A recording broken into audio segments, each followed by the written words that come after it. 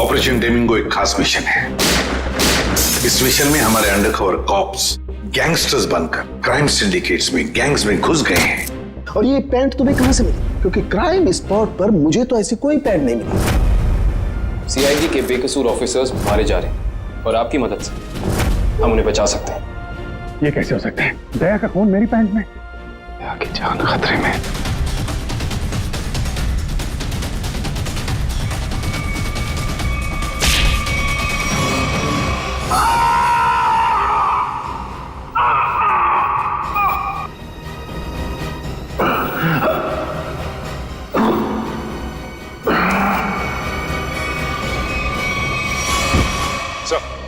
शहर में जितने भी चेक नाके हर जगह पता किया, ना ही एसीपी सर का पता लगा और ना ही दया सर का। एसीपी का तो पता नहीं लगा, लेकिन दया का पता लग गया। पता चल गया? कहाँ है वो?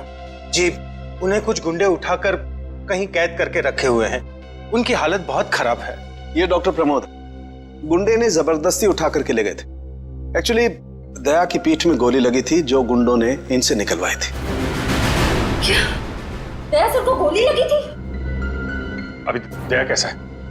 खतरे से बाहर है? कुछ कह नहीं सकते। मैंने गोली तो निकाल ली है, पर वहां का माहौल जिस तरह का है, किसी भी मरीज के लिए वो ठीक नहीं है। आपको कुछ तो याद होगा डॉक्टर साहब, कहाँ है उन गुंडों का अड्डा? उन्होंने मेरी आंखों पर पट्टी बांधी हुई थी तो मैं कुछ देख नहीं सका। वहां जाने के बाद तो पट्टी खोली होगी ना? वहां पे देखा होगा उनको? उनके चेहरे याद हैं आपको? जी, चेहरा देखा हुआ है। Very good. पंकज, इसके जाट को बुलाओ जल्दी से।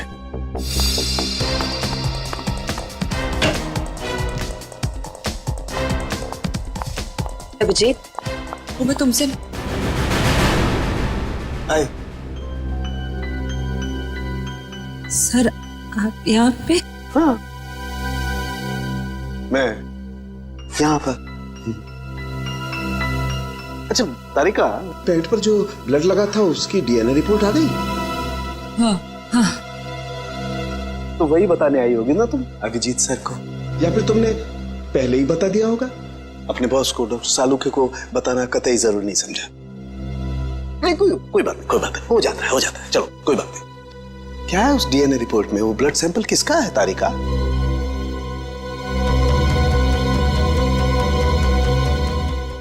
दया का। दया का। अच्छा, वो पेंट जिस पर ये ब्लड था, वो पेंट किसकी?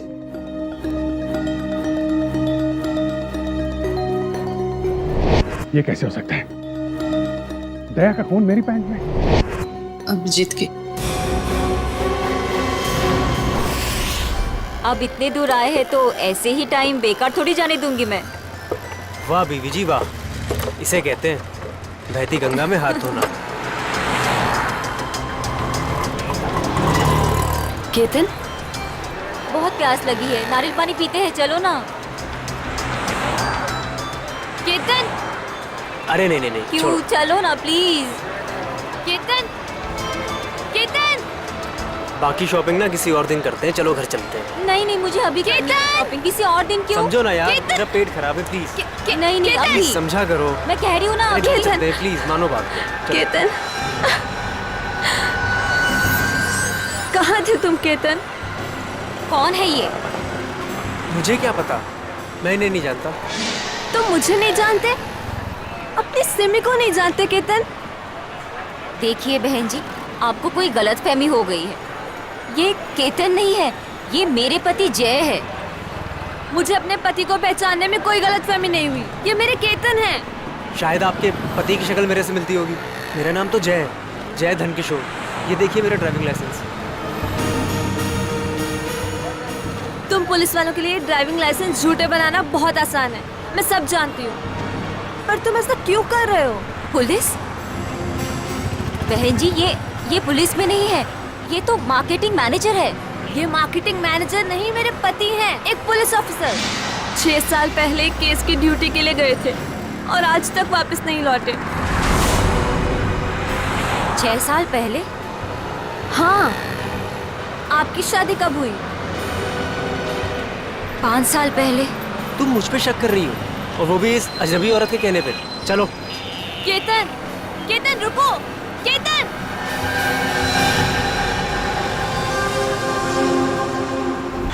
अभिजीत की पैंट पर दया का खून 3-3 बार टेस्ट करवाया गया, लेकिन नतीजा वही। और इसीलिए तुमने वो पैंट चुपचाप तारिका को दे दी, क्योंकि तुम्हें मालूम था कि उस पैंट पर दया का खून लगा हुआ है। अगर मुझे पता होता कि मेरी पैंट पे दया का खून है तो मैं उसे टेस्ट करने के लिए देता ही क्यों?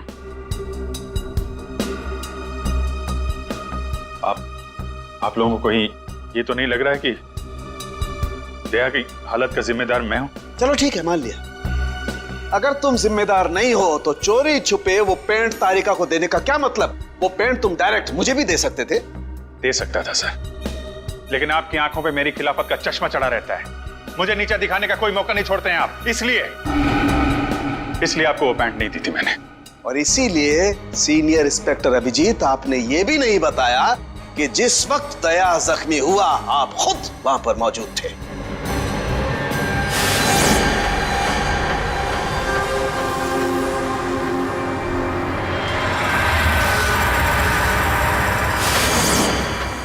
बता देता, अगर मुझे याद होता तो। मुझे अब भी याद नहीं है कि उस रात क्या हुआ था। वो ऐसी ही आपको याद ही नहीं है कि उस रात क्या हुआ था? सालुंके साहब, हम लोग अभिजीत सर और दया सर की दोस्ती की कस्में खाते और आप उन पे इतने गंदे इल्जाम लगा रहे। हाँ सर, अभिजीत सर अपनी जान दे देंगे लेकिन दया सर पे खरोच नहीं आने देंगे। ओ, चलो ठीक है, मान लेता हूं। मैं अपने शब्द वापस लेता हूं। सॉरी। मैं मान लेता हूं कि दया आज जिस हालत में है उसका जिम्मेदार अभिजीत नहीं है, लेकिन मैं ये बात मानने को कतई तैयार नहीं हूं कि जब दया घायल हुआ अभिजीत वहां था तो भी उसे कुछ याद नहीं। कोई तो ऐसी बात होगी जो अभिजीत के दिमाग में घुस गई होगी, कुछ तो। इट्स इम्पॉसिबल, कुछ भी याद नहीं है। डॉक्टर साहब, मेरी दुखती हुई नस पे नमक मत छिड़किए। आप अच्छी तरीके से जानते हैं कि मेरी याददाश्त। जानता हूं अभिजीत, याद दिलाने की कोशिश मत करो। मैं अच्छी तरह से जानता हूं कि जब सीनियर इंस्पेक्टर अभिजीत मुसीबत में होते हैं उनके पास अपने बचाव के लिए बहुत शानदार हथियार होता है, उनकी याददाश्त। प्लीज सालुंके सर, आप अभिजीत की इंटेग्रिटी पे hold on doctor Tarika. Integrity का पाठ आप मुझे मत पढ़ाइए, क्योंकि आपने सीआईडी का सबसे बड़ा नियम तोड़ा है, हम लोगों से इतना इंपॉर्टेंट सुराग छुपाने का। Understand that? इंटीग्रिटी। सर, उस रात की कोई ऐसी बात जो आपको याद हो? कुछ भी?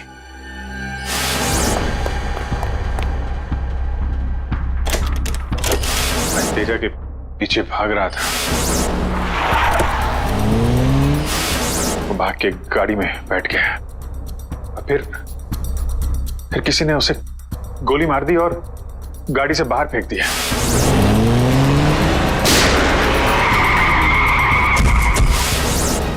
जब मैं भाग के तेजा की लाश के पास पहुंचा तो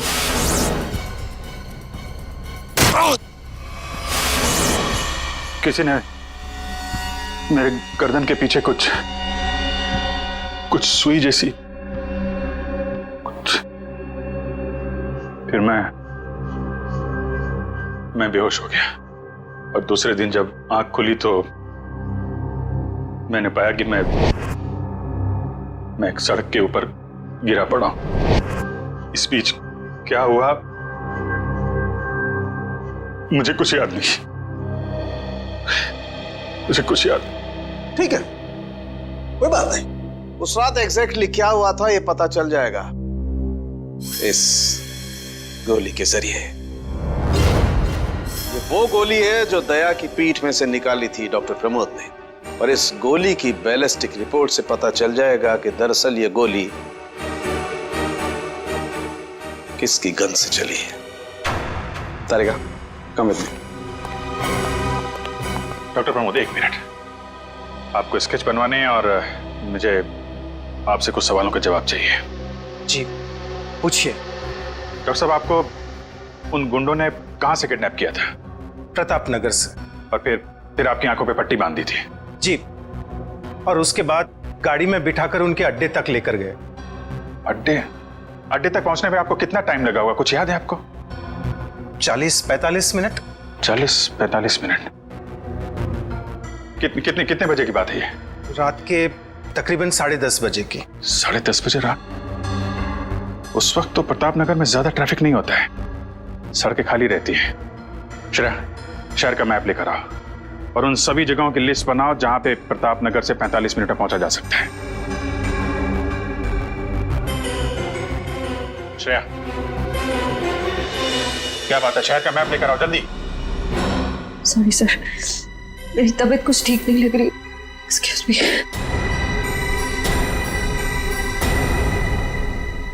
आई कांट बिलीव दिस माया। तुम्हें अपने पति की बात पे विश्वास नहीं है, लेकिन उस अनजान औरत की बात पे पूरा भरोसा है। एक औरत दूसरी औरत की आंखों में झांककर देख सकती है कि वो सच कह रही है झूठ, और उसकी आंखों में सच्चाई नहीं, उसके आंसू झूठे नहीं थे। माया, उसने 2-4 आंसू के बाद ही वो सच्ची हो गई, और मुझे रोना नहीं आता तो मैं झूठा हूँ। सच बताओ, बताओ सच की कितने बीवी है तुम्हारी, और बताओ मुझे जे। अरे मुझसे एक तो समझ नहीं रही, मैं और रख के क्या करूंगा?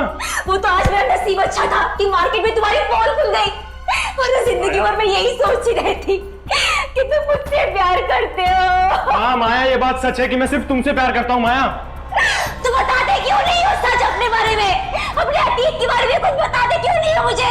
माया, सब कुछ तो तुम्हें पता है कि मेरा आगे पीछे कोई नहीं है, और तुम्हारे अलावा है कौन मेरा?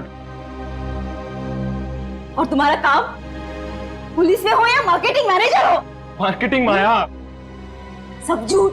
मुझे तुम्हारे ऑफिस जाना है, बस आई डोंट केयर, मुझे तुम्हारे ऑफिस जाना है। ठीक है ऑफिस जाना है, मैं तुम्हें अगले हफ्ते अपने ऑफिस लेकर चलूंगा। खुश? क्यों अगले हफ्ते क्यों? हाँ तो कल क्यों नहीं? बल्कि मैं कहती हूँ कल नहीं, मुझे आज अभी इसी वक्त तुम्हारे ऑफिस जाना है। शक्की भी एक हाथ होती है यार।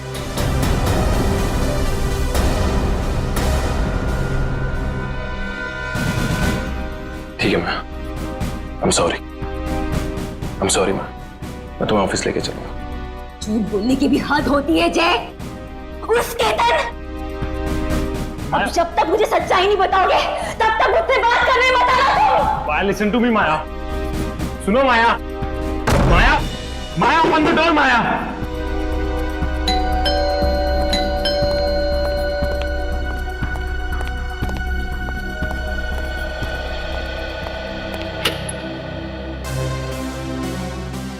आप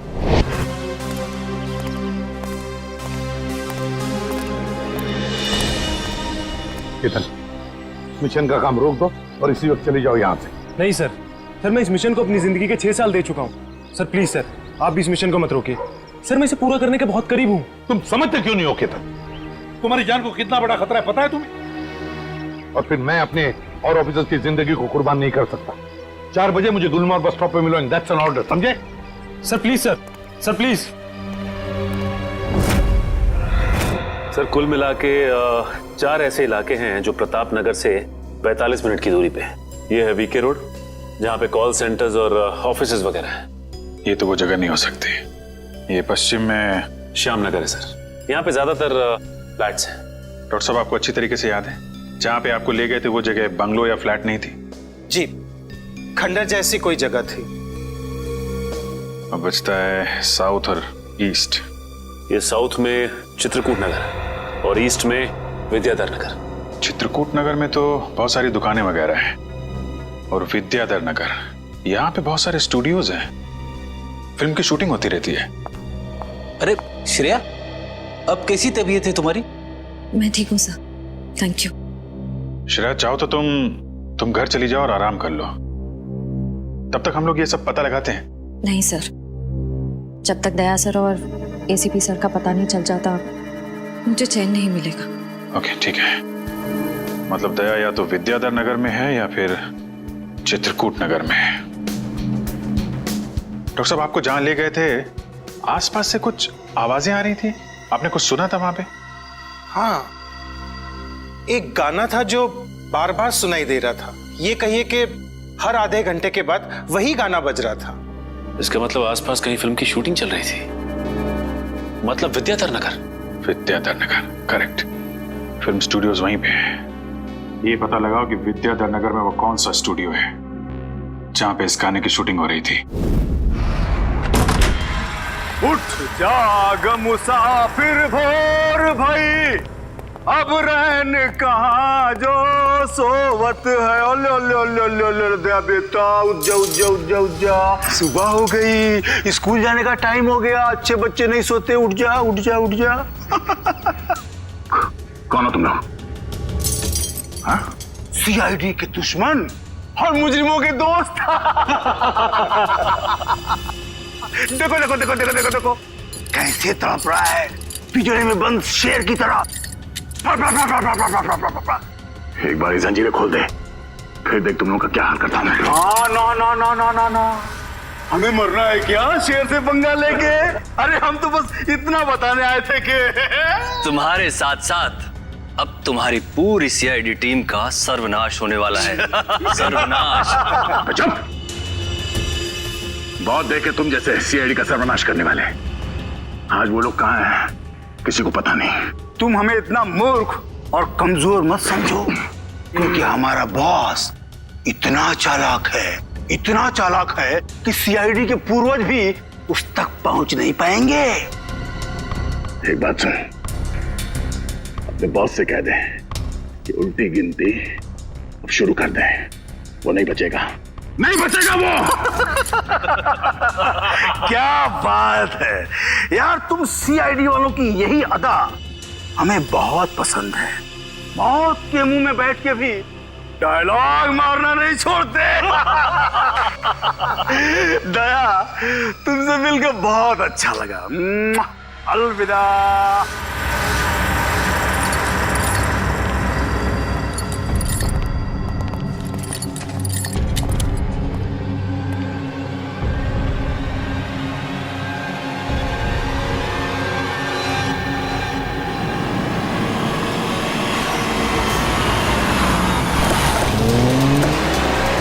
चाय और प्यार व्यार गाने की शूटिंग इसी स्टूडियो में चल रही थी ना? सर, यही है वो विराज स्टूडियो।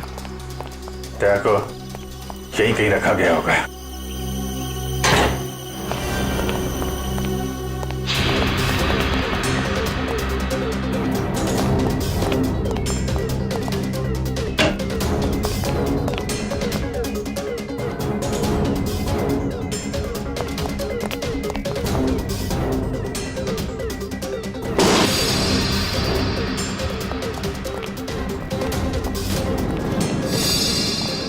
इतना सारा खून?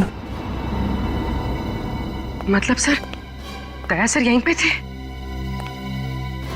ये जंजीरें, इन जंजीरों से बांध के रखा गया था मेरे दोस्त को।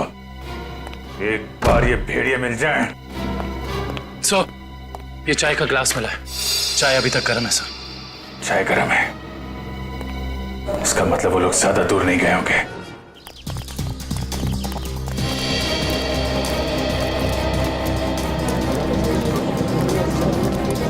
सर लगता है यहाँ पे कुछ हुआ है।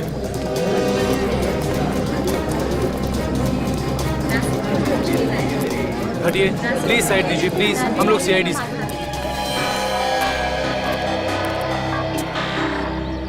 सो देखिए ना, किसी ने ऋतु का कत्ल कर दिया। कैसे हुआ ये सब? पता नहीं सर, हम सब लोग तो शूटिंग में लगे हुए थे, तभी अचानक गोली चलने की आवाज सुनाई दी और यहाँ आकर देखा तो ऋतु की लाश। कितनी देर पहले चली गोली? सर यही कोई आधे घंटे पहले सर। सर हमने लोकल पुलिस को भी इन्फॉर्म कर दिया सर। ठीक है, आप लोग थोड़ा पीछे चले जाइए, पीछे जाइए थोड़ा।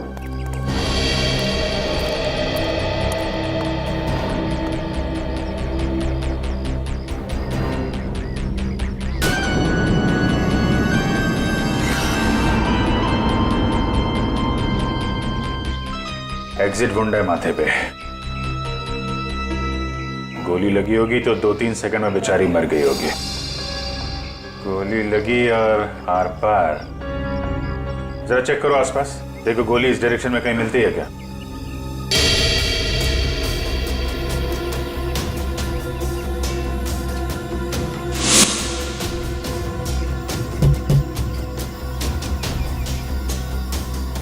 ये बेचारी यहाँ ऐसे बैठी थी, पीछे से किसी ने गोली मारी और ऐसे गिरी, और ये जख्म, ये क्या चक्कर है?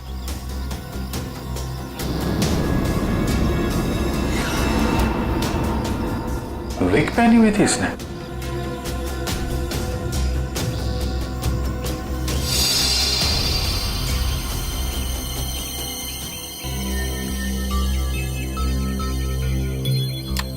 सर, हाँ पूरी।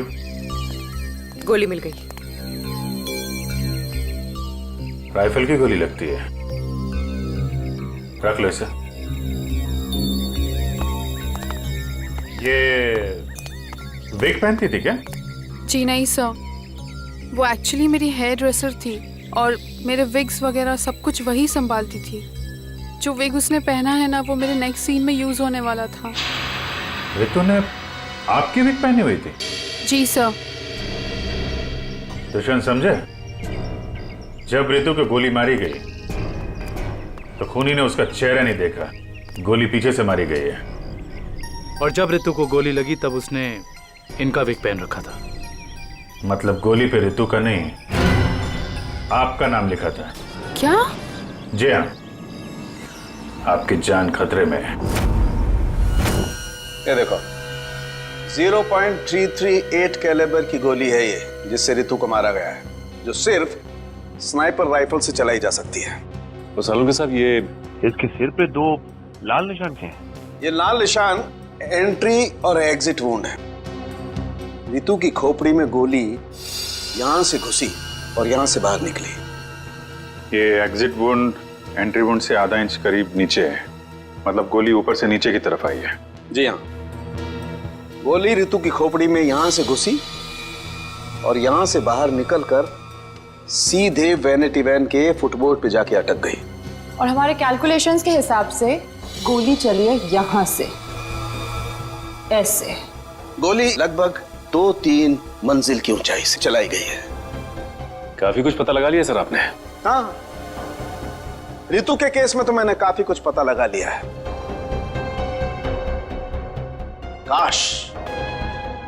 काश में ये भी पता लगा पाता कि दया और हमारे बाकी अंडरकवर ऑफिसर्स के साथ क्या हुआ था, मगर अफसोस, जो व्यक्ति ये बात बता सकता है वो बताना ही नहीं चाहता है। क्या मतलब है आपका बताना नहीं चाहता? याद होगा तो बताऊंगा ना। आपको तो बस बहाना चाहिए मेरे पीछे पड़े रहने का। नहीं अभिजीत, सालू के कभी किसी पर बेवजह इल्जाम नहीं लगाया करता है। डॉक्टर साहब प्लीज। आप क्या प्लीज? प्लीज सर, सालुंके साहब प्लीज, क्या आप फिलहाल हम सिर्फ रितु के केस के बारे में बात कर सकते हैं? रितु के केस में मुझे जितना बताना था मैंने बता दिया है। बस अब मुझे इंतजार है किसी ऐसे सुराग का जिससे ये पता लगाया जा सके कि दया के साथ क्या हुआ था। That's it. देखा, इसीलिए मैंने तुमसे कहा था कि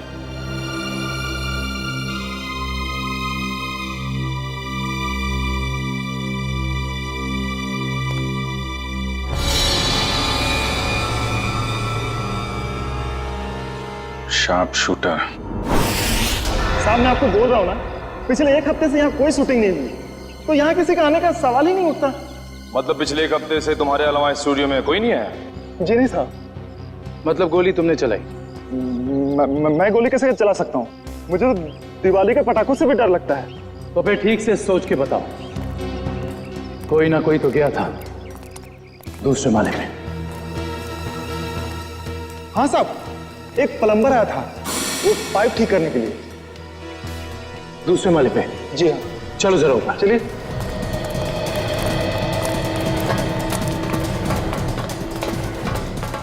किस तरफ? ये साइड।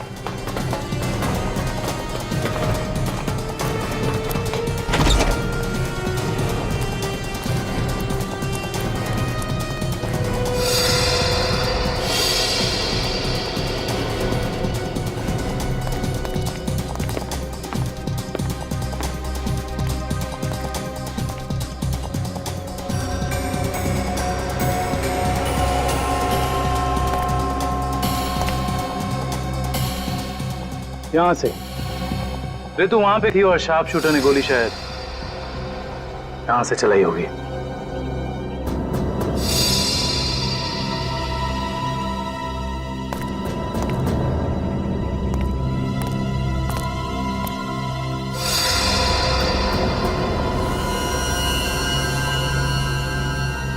सर लवनिया पर गोली ही चलाई गई है। गिरा उस गोली का शेल। तुम साहब इसमें मेरा कोई दोस्त नहीं है साहब। साहब प्लीज मेरी शिकायत मत करना साहब, नहीं तो मेरी नौकरी चली जाएगी साहब, प्लीज। फिक्र मत करो। अच्छा ये बताओ कि उस प्लम्बर का चेहरा देखा था तुमने? स्केच बनवा सकते हो? साहब वो क्या है ना कि मुझे बिना चश्मा के ठीक से दिखाई नहीं देता, और वो जिस वक्त आया उस समय मेरा चश्मा कहीं खो गया था और मैं इसी चश्मे को ही ढूंढ रहा था। इस लावण्य का कोई ना कोई दुश्मन तो जरूर है, वरना कोई उसे मारने की कोशिश क्यों करता? इस लावण्य की कुंडली निकाली है सर, इसकी किसी से कोई भी दुश्मनी नहीं थी। हाँ सर, उसकी फिल्में फ्लॉप हो रही थी, तो ऐसा भी नहीं था कि किसी दूसरी हीरोइन ने ईर्ष्या से या जलन से उसे मरवाने की कोशिश की हो। लावण्य ज्यादा अमीर भी नहीं थी, तो पैसों के लिए भी हमला होगा ऐसा लगता नहीं है। सर हो सकता है वाकई में ये गोली ऋतु के लिए चली हो, लावण्य के लिए नहीं। ऋतु के बारे में तुम लोगों ने इन्फॉर्मेशन निकाली है ना? हाँ सर, ऋतु की भी किसी से कोई दुश्मनी नहीं थी। कोई ना कोई तो ऐसी बात है जो हमारी निगाह से छुपी हुई है। लावण्य के बारे में जितने भी आर्टिकल्स वगैरह है ना, इनमें कोई ना कोई ऐसी बात हमें मिलेगी जो उस जानलेवा हमले से जुड़ी हुई है।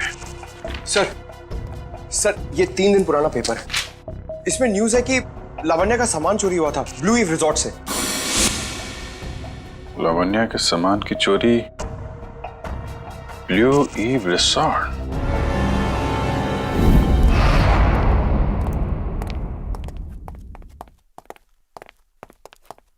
यही रूम है सर।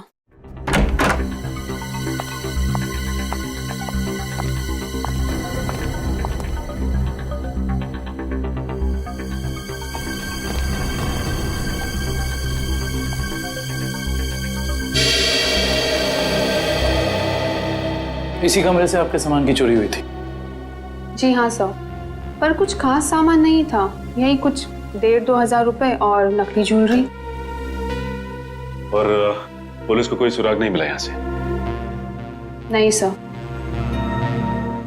पर चोर अंदर आया कहाँ से होगा? खिड़की से, एसी डक्ट से, या फिर दरवाजे से आया था। पुलिस के मुताबिक उसने चाबी का इस्तेमाल किया था अंदर आने के लिए। और ये कमरे की चाबी किस किस के पास थी? एक मेरे पास और एक इन लोगों के पास। तो मतलब होटल के किसी अंदर वाले का भी काम हो सकता है? मैडम आप कैसी बातें कर रही है? 15 साल पुराना होटल है हमारा, हमने पूरी ईमानदारी और मेहनत से इसकी गुडविल बनाई है, और हमारे होटल का कोई आदमी ऐसा नहीं कर सकता। या तो ये काम किसी होटल वाले ने किया है, या फिर किसी बाहर वाले ने चाबी चुरा कर उसकी डुप्लीकेट चाबी बनवा ली है। और इन दोनों ही सिचुएशंस में आपका होटल जिम्मेदार है, समझे आप? रहने भी दीजिए ना सर, कहाँ इन छोटे मोटे सामान के लिए आप इन लोगों को परेशान कर रहे हो? लवानिया जी, हम ये पूरी कार्रवाई आपके सामान के लिए नहीं, बल्कि उस आदमी को पकड़ने के लिए कर रहे हैं जिससे आपकी जान को खतरा है। क्योंकि हमें लगता है इस चोरी का संबंध आपके ऊपर हुए जानलेवा हमले से हो सकता है। इसलिए जरा ठीक से याद करके बताइए, और कोई खास सामान या कोई कीमती चीज जो चोरी हुई थी? हाँ, मेरा तो नहीं, मगर मेरी हेयर ड्रेसर ऋतु का सामान चोरी हुआ था, और उसके बाद वो अचानक से उसका मूड खराब हो गया और वो बहुत रो रही थी। ऐसा क्या सामान चोरी हो गया उसका? एक अजीब सा शोपीस था। शोपीस? हाँ, मुझे भी हैरानी हो रही थी कि एक शोपीस के लिए वो इतने आंसू बहा रही है, और मैंने उसे कहा भी कि मैं एक नया शोपीस ला दूंगी उसके लिए, पर शायद वो शोपीस उसके लिए कीमती था। बहुत महंगा शोपीस था क्या? नहीं, ट्रिपोलिया बाजार में जो चाइनीज सामान की दुकान है ना, वहीं से लिया था, होगा कुछ 700-800 रुपए का। ट्रिपोलिया बाजार में चाइनीज सामान की दुकान?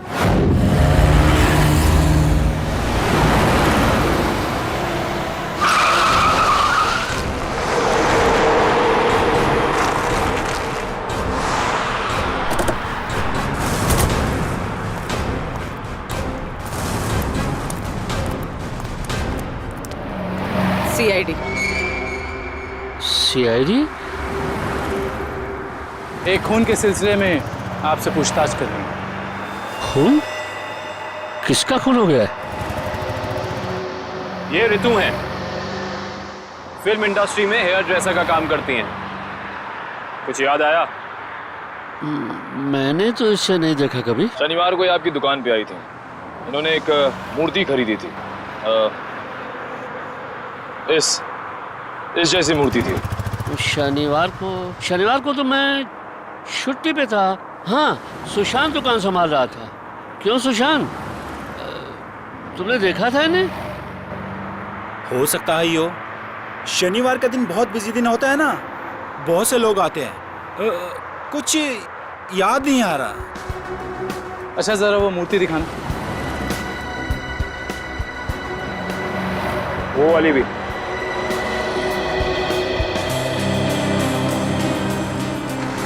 ऐसे और कितने पीसेस हैं आपकी दुकान पे? यही कोई 15-20 पीस होंगे। क्यों सुशांत? जी।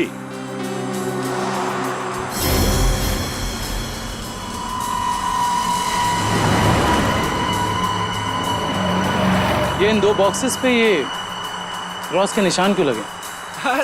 अरे वो तो डिफेक्टिव पीस है, इन्हें फैक्ट्री वापस भेजना है, किसी काम के नहीं आपके। वो अभी पता चल जाएगा। दिखाओ इधर, दिखाओ।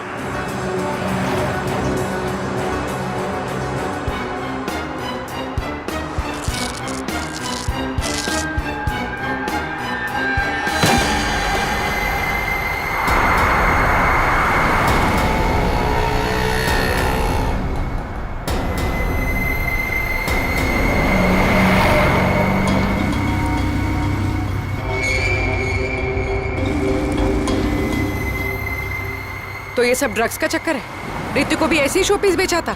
सुशांत, तुम मेरी दुकान में ड्रग्स का कारोबार कर रहे थे? बंद करो अपना ये नाटक। चलो अरेस्ट कर लो इन्हें। आइए सर आपको गलतफहमी हुई है। मैंने कुछ नहीं किया। चलिए मेरे साथ, आइए हमें दूर करते हैं। सर आपको गलतफहमी हुई है।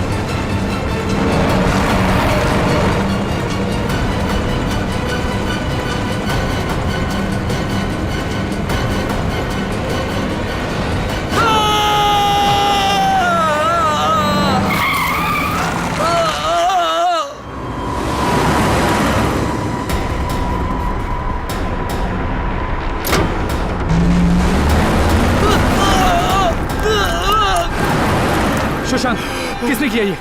बोलो सुशांत, जवाब दो। हाँ बोलो, बोलो सुशांत, किसने किया ये? सुशांत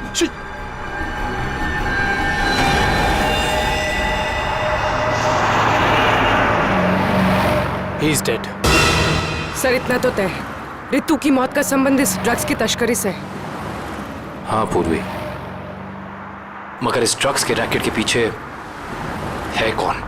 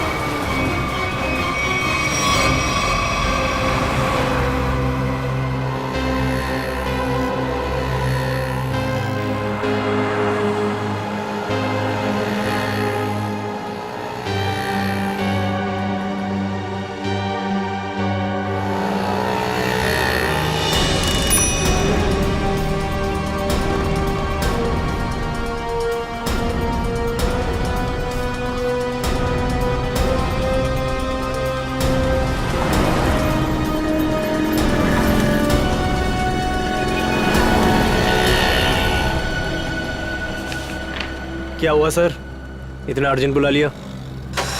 जय, तुम्हारी जान को खतरा है। तुम सब लोगों के बारे में किसी को पता चल गया है और वो एक एक करके मारे जा रहा है। ये कैसे हो सकता है सर? आखिर ये खबर खोली किसने? वही तो समझ में नहीं आ रहा है, वही तो पता लगाना है। तुम एक काम करो, इसमें भोपाल की टिकट है और 10,000 रुपये हैं। जल्दी से निकल लो यहां से, जाओ निकल लो जल्दी। जय, जय क्या हुआ? जय, जय,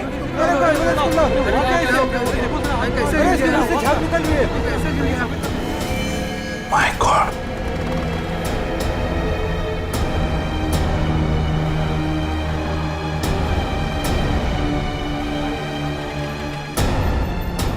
मेरा एक और अंडरकवर कॉप मर गया, एक और सीआईडी ऑफिसर मर गया और मैं उसे बचा नहीं पाया।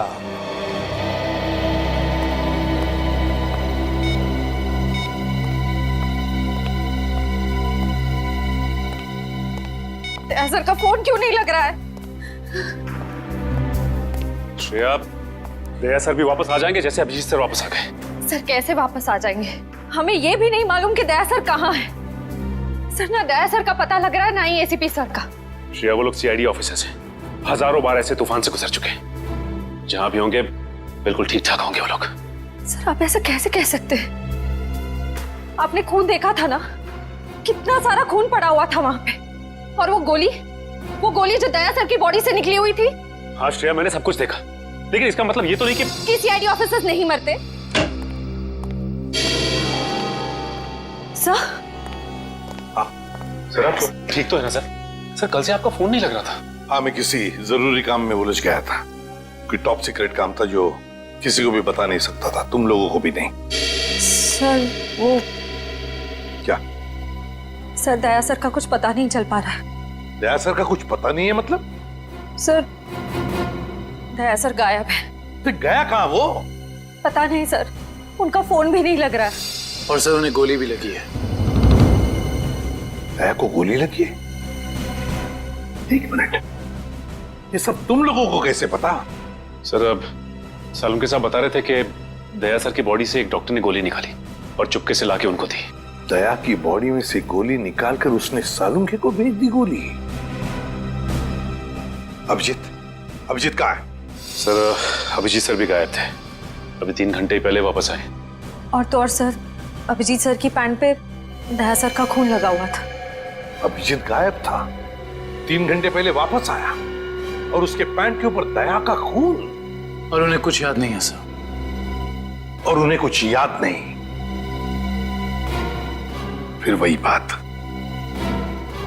बात। ये अभिजीत जब भी कभी मुसीबत में पड़ता है, इसकी याददाश्त चली जाती है।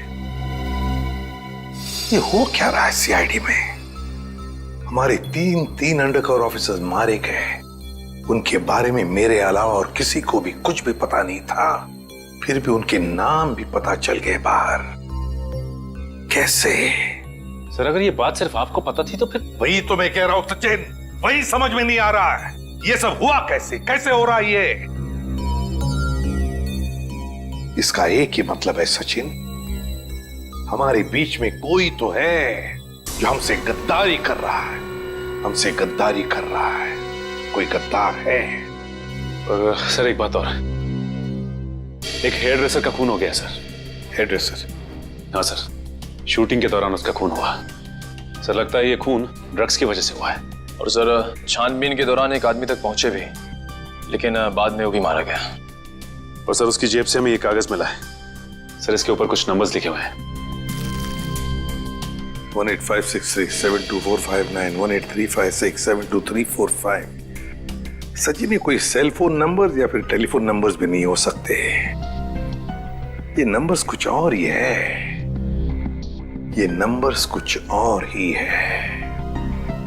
क्या नंबर्स हो सकते हैं ये? आसान। अरे ये लोग तो तुम्हारे साथ हैं। तुम्हारा ऑफिसर तो तुम्हें ढूंढ ढूंढ के परेशान हो रहे थे। मैं कहां गया था उनको पता है। अब तू बता, ऐसी कौन सी बात है जो तू मुझे फोन पर नहीं बता सकता था? प्रद्युमन, ये बात हम दोनों अकेले में नहीं कर सकते। क्यों?